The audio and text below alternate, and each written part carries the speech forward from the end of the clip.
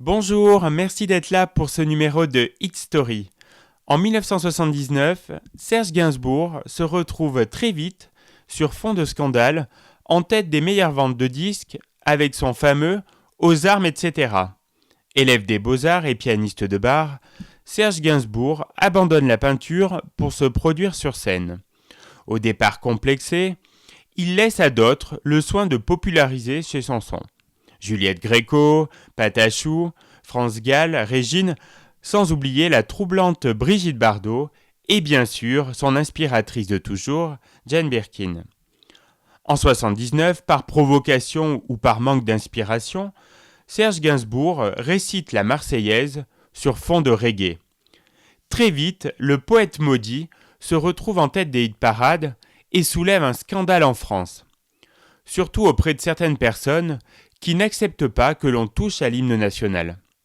Selon l'ordre établi, et afin de ne pas froisser la République et ses représentants, personne n'a le droit de se moquer, d'adapter ou de modifier ce chant patriotique écrit par Rouget de Lille en 1792. Pourtant, depuis sa création, une fois par siècle, un auteur se permet toujours de bousculer les traditions. Pour le XXe siècle, ça sera donc Serge Gainsbourg. Sans se donner la peine d'articuler, et accompagné des musiciens habituels de Bob Marley et de Peter Tosh, il enregistre en 2 heures une version troublante intitulée Aux armes, etc.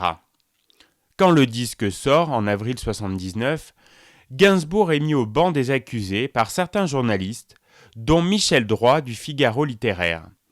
Celui-ci accuse le chanteur de se moquer violemment de la France et des Français.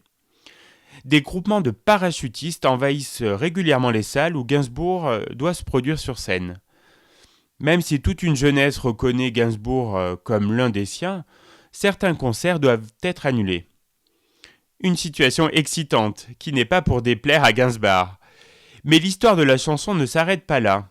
En décembre 81, Serge Gainsbourg achète l'un des 2 manuscrits originaux, signés de la main de Rouget de Lille, dans une vente aux enchères.